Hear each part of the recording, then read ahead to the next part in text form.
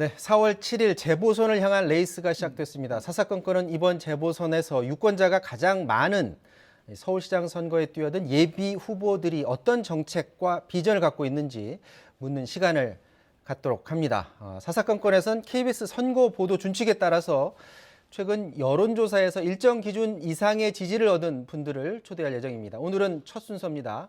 우상호 민주당 예비 후보 모셨습니다. 안녕하십니까? 네, 안녕하십니까? 안녕하세요. 네. 자, 나오는 기사들 보니까 이미 20년 전부터 서울시장 준비를 했다라고 말씀하셨다고 제가 그 기사를 읽은 것 같은데, 그렇게 오랫동안 준비를 해 오실 만큼 이 서울시장에 대한 강한 의욕을 가지고 그동안 준비를 해오신 겁니까? 아니 이제 20년간 준비해 왔다 이런 표현은 아니었고요. 네. 20여 년간 서울 서대문갑에서 지역구 활동을 해 왔으니 네. 거기서 다룬 많은 사안들, 예를 들면 공원을 만들고 재건축 재개발을 돕고 또 문화시설, 여러 가지 복지시설 만들고 공원을 만든 이 활동 전체가 서울시와 다 연관되어 있는 정책들이었기 때문에 어떻게 보면 제가 해왔던 수많은 활동이 서울시장을 준비해온 것과 다를 바 없다. 그런 측면에서 준비된 후보다. 이제 이런 취지로 말씀을 드렸고요. 네. 3년 전 서울시장 경선에 도전하면서부터 본격적인 정책 준비를 계속 해왔던 것이죠. 네. 자, 그 민주당에서 가장 먼저 출마 선언을 했었는데 사실 이제 집중 조명은 받지를 못했었습니다. 그 와중에 또 자가격리도 하셨었는데, 자가격리 기간 동안에 유튜브에 슬기로운 자가격리 생활이라는 그런 동영상을 올리셨었어요. 네. 그 동영상을 보면 본인의 그 서울시장으로서의 포부도 좀 보입니다. 잠깐 영상 보고 말씀 나누도록 하겠습니다. 네, 출마 선언은 했는데 선거 운동을 못하는 상황. 저때 이 나경원, 박영선 예비 후보는 예능 프로그램에 출연했었습니다. 서울의 때를 확 샴푸로 빼겠습니다. 이런 사람이 잘 안 되겠네. 부동산 얘기죠. 이 영상 일기로 서울시정에 대한 비전을 전했는데요. 우상호에게 집이란 무엇일까? 내 식구가 누우면 꽉 차는 작은 단칸방에 살았는데요. 13살 우상호에게 서울의 첫 인상은 나는 굉장히 보잘것없는 가난뱅이, 이런 열등감으로 시작한 서울 생활이었습니다. 지금 서울에 13살 시절의 우상호 같은 청소년들이, 그 아이들이 아직 살고 있습니다. 이런 사람들에게 힘이 되고 싶어요. 부동산 문제를 접근하는 우상호의 마음은 사실 우상호 본인, 그 13살 시절의 우상호에게 던지는 약속이기도 하고요. 서울시 딴 생각하는 사람이 하면 안 됩니다. 더 높은 자리를 가기 위해서 기획하고 잔머리 굴리고 그런 거 하면 공직이 행복하지 않아요. 가장 민주당다운 후보가 되어야 됩니다. 흔들리지 않고 가장 민주당스럽게, 가장 민주당답게 앞으로 나아가야 한다고 생각합니다. 가장 민주당스럽게라는 점을 강조를 했는데 그게 뭐 어떤 건지도 궁금하고요. 네. 이번에 그 재보선 자체가 이제 박원순 전 서울시장의 성추행 사건 때문에 선거를 새로 치르게 되는 건데, 거기에 대해서 그 정의당 김종철 전 대표 성추행 사건 관련해서 논평이 나왔는데 이 논평 가지고 지금 논란이 있거든요. 네. 이것도 민주당스럽지 않은 거 아니에요? 그 논평은 좀 지나친 논평이고요. 네. 사실은 그 문제, 결국은 이제 그런 선거 관련된 여러 추문들이 생겼을 때 우리 쪽에서 생기지 않았으니까 공격해야지, 뭐 이런 식으로 접근하는 것은 바람직한 모습은 아니죠. 네. 네. 그래서 어떻게 보면 이 문제를 어떻게 같이 해결할 것인가에 대한 대안 중심으로 고민하는 그런 정당의 모습을 보여줘야 한다고 생각을 하고요. 나름대로 여러 가지 대책들을 내놓고 있습니다만, 저는 이제 야당 후보들도 또 우리 박원순 시장님 문제가 생겼을 때 네. 지금 선거에 너무 활용하는 모습을 보이지 않습니까? 저는 저렇게 선거에 활용하기 위해서 이 문제를 이용하는 것도 또 바람직한 모습은 아니에요. 오히려 머리를 맞대고 이 우리 사회에 뿌리 깊게 남아있는 이런 문제들, 이런 것들을 우리가 어떻게 극복할 것인가, 이렇게 지혜를 모으는 게 좋겠다, 이런 생각을 가지고 있습니다. 이제 민주당답다고 하는 것은 저는 근본적으로 이제 우리 민주당의 정체성이라는 것은 이제 민주와 진보, 서민과 중산층, 이제 이런 용어들이 주로 우리 민주당에서 회자되던 용어들 아닙니까? 네. 결국은 사회를 좀 더 민주적으로 변화시키고 또 그 민주적으로 변화시킨 그 혜택이 서민과 중산층에게 돌아가는 사회를 만들자. 지금의 빈부격차나 지역격차가 너무 심각하지 않느냐. 이것을 어떻게 해결할 것인가에 집중하는 그러한 진보적인 민주당 모습을 갖춰야 되겠다. 그렇다면 이제 우상호 가장 민주당당 후보가 되겠다는 건 바로 이런 문제에 집중하는, 주거 문제를 해결할 적에도 어떻게 하면 집 없는 서민을 위해서 고민할 것인지, 네. 이런 문제들의 문제인식을 말씀드린 것입니다. 자, 이제 본격적으로 그러면 이제 네. 비전을 좀 들어보도록 하겠는데, 일단 부동산 관련해서 지난 집값 많이 올랐잖아요. 네. 그래서 뭐 대통령도 사과를 했고 국토부 장관도 사과를 하고 그랬는데, 자, 집값 상승의 원인을 두고서 뭐 지난 한 해 계속 이곳 출연하신 국회의원들도 뭐 여러 가지 의견을 냈는데, 그 상승의 원인이 부동산 정책에 문제가 있었다는 것을 부인을 하시는 건지, 아니면 여러 가지 그냥 요인 중에 하나였다, 이 정도 선에서. 그 여러 가지 요인이 있었던 건 사실인데 네. 집권당과 집권 세력은 어쨌든 네. 서민들의 문제를 해결하지 못했다고 하는 점에 대해서는 무한 책임을 지는 겁니다. 자꾸 네. 변명하고 회피하듯이 보이는 모습은 지금 집 없는 서민들에게 그럼 지금처럼 계속 갈 거냐? 계속 다른 핑계 대고 이런 문제를 다시 지적받게 되죠. 저는 그런 면에서 대통령께서도 여러 번 사과하셨고, 그래서 저는 변명과 회피보다 요인은 여러 가지가 있습니다만, 근데 잘 들여다보면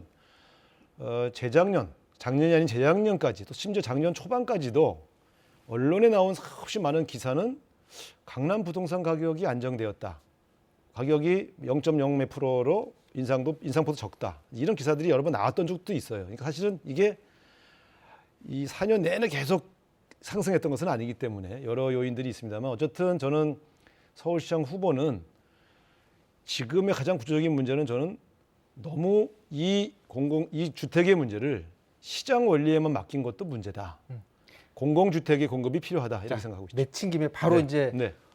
질문으로 들어가겠습니다. 네. 공통 질문입니다. 이제 예비 후보들에게 이제 공통 질문을 드릴 건데, 자, 서울 시민들의 최대 관심사입니다. 서울의 부동산 해법, 어떤 점을 제시를 해줄 수가 있죠? 저는 해외의 부동산 가격이 안정된 도시들을 좀 연구를 해봤는데요. 네. 역시 유일한 해법은 아니지만 가장 중요한 건 공공주택의 비중이 높은 도시일수록 부동산 가격이 안정되고 시장이 안정되더라. 네. 그래서 저는 16만 호의 공공주택을 공공부지 이외에 세워서 거기에 월세 사시는 분, 전세 사시는 분, 또 서민들이 저렴하게 자기 주택을 마련하고 싶으신 분들에게 공급하겠다. 이런 공공주택 공급론을 저희 대표 공약으로 제시했습니다. 네, 보니까 굉장히 특이한 공약들이 있는데, 네. 뭐 예를 들어서 강변 북로 위에 네. 집을 짓고, 또 뭐 올림픽 대로 위에. 자, 방법은 좋은데 이게 한강 조망권 굉장히 따지시는 분들이 그쪽에 많이 살잖아요. 그러면 어떤 조망권을 침해한다라고 막 문제를 제기하는 시민들도 계실 것 같고요. 1단계에서는 네. 조망권을 해치지 않는 지역들이 꽤 있습니다. 예를 들어서요? 뭐 예를 든다면 이제 노량진 수산시장 인근, 아, 주거 지역이 아닌 쪽. 그렇습니다. 아니면 또 상암동에 이 공원들이 있는 지역, 강동구 구청장을 만났더니 강동구에 그런 게 굉장히 많다. 네. 사실은 우리가 흔히 수십억의 호가하는 그런 고급 주택이 서 있는 일부 구간들만을 생각하시는데, 일단은 시작은 그렇게 조망권을 해치지 않는 곳에서 명품 공공주택을 지어놓고 많은 국민들이 우상호가 말하는 게 이런 거야? 나 들어가 살고 싶어. 이렇게 이야기되면 그것이 저는 상당히 많은 반향을 일으킬 것이다. 그래서 제가 볼 때는 강변북로와 올림픽대로 전체 구간을 다 씌워서 전체 구간에 집을 짓겠다, 이렇게 말씀드리는 것이 아니고요. 네. 약 15km에서 20km 정도 구간을 군데군데 공사를 할 생각입니다. 자, 예산. 네. 자, 이 계획은 되게 좋은데 네. 그 돈을 과연 어떻게 마련할 것인가? 네. 어떤 지금 대답을 철길 위, 도심지는 철길이고요. 네. 그다음에 역세권, 그다음에 강변도로, 이 세 군데를 제가 제시를 했습니다. 공공주택이 들어가는 이제 요충지인데요. 16만 호를 건설하는 데 드는 비용을 총 현재 건설 가격으로 계산을 해봤는데 약 5조에서 6조 정도로 추산을 하고 있습니다. 물론 여기서 조금 더 늘어날 수도 있죠. 근데 예를 들면 이제 이 주택들 중에서 가령 만 세대 정도만, 16만 호 중에 만 세대 정도만 가령 한 6억 정도의 분양을 한다. 시중가보다는 절반 가격이죠. 네. 그럼 6조입니다. 아까 제가 5조에서 6조 든다고 그랬는데, 여기에 들어가는 공공자가주택의 만 세대에서 2만 세대만 분양을 해도 그분들은 시중 가격보다 저렴하게 입주를 하는데, 여기는 공공개발 방식이기 때문에 이윤을 남기지 않습니다. 그러면 사실은 일부 구간을 공사해서 얻은 수익만으로도 충분히 전체 16만 원 공급이 가능하다. 계산을 다 해봤죠. 자, 두 번째 공통 질문입니다. 자, 강남북 격차 해소 어떤 점들을 주요 대안으로 제시합니까? 강남북 격차는 대개 세 가지가 있습니다. 하나는 인프라 격차, 네. 교통이라든가, 두 번째는 교육 격차, 세 번째가 주거 격차입니다. 그래서 인프라 격차는 지금 서울서 진행하고 있는 전철 및 지하철 등 대중교통 노선 공사가 계획되어 있는 것들이 꽤 많습니다. 이것에 대해서 집중 투자를 해서 집중적인 교통 인프라를 개선해 준다. 두 번째는 강북 지역에 낙후된 지역에 그동안 묶어놨던 재개발 재건축을 부분 허용해서 조금 더 좋은 주거 환경에 사실 수 있도록 도와드린다. 세 번째 교육 격차는 기존에 있는 대학들을 거점으로 해서 그 대학이 갖고 있는 인프라와 그 제대로 된 이 교육 지원을 받지 못하는 계층들을 연결해줘서 네. 강북 지역에서도 충분히 좋은 학습 기회를 부여받아서 특히 공공성 있게 좋은 대학에 갈 수 있는 교육 프로그램을 제공한다. 이것이 이제 저희가 갖고 있는 세 가지의 격차를 해소하는 방법입니다. 자, 그 방금 말씀하신 것 중에 재개발 재건축 부분 허용 얘기하셨잖아요. 네. 제 생각에 그 부분 허용을 하는 과정에서 왜 여기는 허용해주고 우리는 안 하냐 하면서 또 논란이 일 가능성도 있거든요. 그래서 제가 어느 지역이라고 말씀을 안 드리고 이 네. 문제는 그 개발하는 지역과 보존하는 지역을 사전에 분명히 정리하고 그 기준을 만들어서 네. 그 기준을 가지고 접근할 문제다 이렇게 생각을 하고요. 네. 가령 어떤 지역은 개발을 해보려고 했는데 조건이 안 돼서 조합원들 사이에 이익 실현에 대한 의견 차이로 무산된 데가 있고 스스로 해지한 데가 있어요. 이런 경우는 소위 공공재개발이라고 하는 방식으로 공공이 개입해서 용적률을 올려주고 그중에 일부는 공공주택으로 말하자면 분할을 받고 이렇게 하면 자력으로는 지을 수 없는 곳은 오히려 공공의 영역이 공공주택 확보 방안을 포함하여 도와줄 수 있는 공간도 생기는 것이죠. 네. 그래서 저는 이것은 케이스 바이 케이스가 다 다르기 때문에 여러 가지 그 지역별로 따져봐야 되지만 박원순 시장님 시절보다는 저는 훨씬 더 완화할 생각입니다. 특히 강북 지역에 한해서는 훨씬 더 전향적으로 추진할 생각입니다. 사실 더 질문을 관련해서 드리고 싶은데 다음 주제로 넘어가겠습니다. 네네. 자, 그 세 번째 질문은 수도권 이전 문제입니다. 수도권 이전 문제는 사실 민주당이 먼저 꺼낸 사안인데 이제 네. 수도권 게다가 서울시장으로 지금 출마를 하시겠다라는 건데, 수도 이전이요. 자, 수도 이전에 대한 본인의 생각은 어떤 겁니까? 저는 과거에 행정수도 이전 공약이 나왔을 때도 찬성했고요. 또 그 문제를 일관성 있게 지지했습니다. 근데 이번에 지금 우리가 옮기자 하는 것은 청와대는 놔두고 네. 국회의사당만 옮기자 이런 아닙니다. 국회의사당을 옮기면 그 국회의사당 옮긴 지역 인근을 다시 채울 수가 있습니다. 사실은 뭘로 채우죠? 서울시에게 훨씬 도움이 됩니다. 네. 지금은 국회의사당 때문에 고도 제한 때문에 그 앞이 개발도 안 되고 있고요. 국회의사당이 굉장히 넓은 면적을 세계적으로 한 세 번째 정도의 면적이 됩니다. 그래서 여기가 이전하게 되면 여기를 문화와 예술의 새로운 요충지로 만들 수가 있습니다. 네. 비워야 채울 수가 있습니다. 저는 그런 측면에서 국회의사당 옮기는 것을 왜 두려워합니까?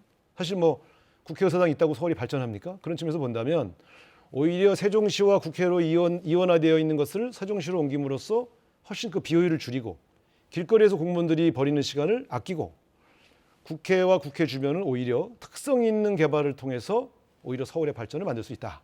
저는 이렇게 자신 있게 말씀드립니다. 행정수도 이전 얘기를 하시면서 이쪽 여의도권을 금융경제의 메카로 네. 이끌겠다는 말씀하시는데 사실 그게 이명박 정부 때 시도했다가 실패했었잖아요. 시도했었습니다. 그때 당시 기억해 보면 임대료 다 무상으로 초반에 무상으로 제공한다고까지 했는데도 불구하고 굉장히 실패를 많이 했었는데 달라지는 게 뭡니까 그때랑? 그때와 조건이 바뀌었습니다. 네, 그때 옮겨오려고 했던 금융기관들은 대부분 홍콩에 있던 네, 글로벌 금융기관들의 지사입니다.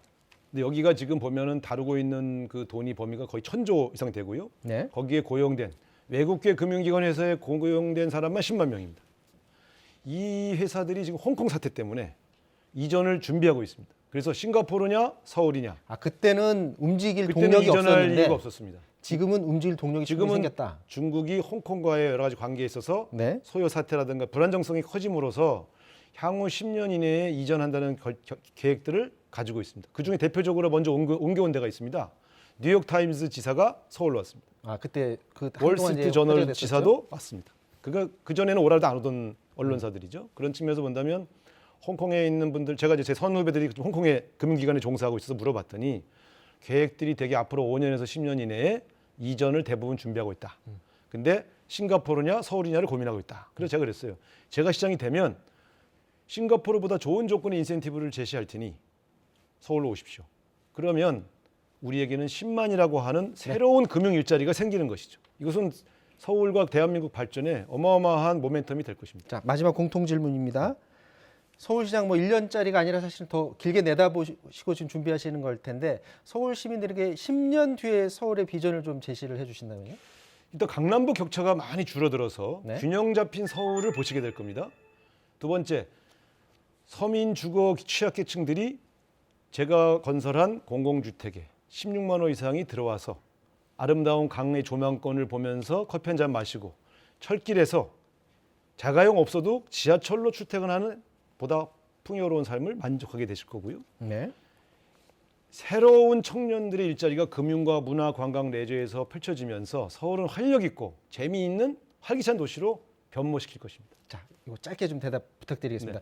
이제 사실은 본선에 나가기 위해서는 박영선 전 장관과 이제 경쟁을 해야 되는데 박영선 장관이 최근에 방송에 나와서 본인이 그 도시지리학 전공했다. 그래서 네.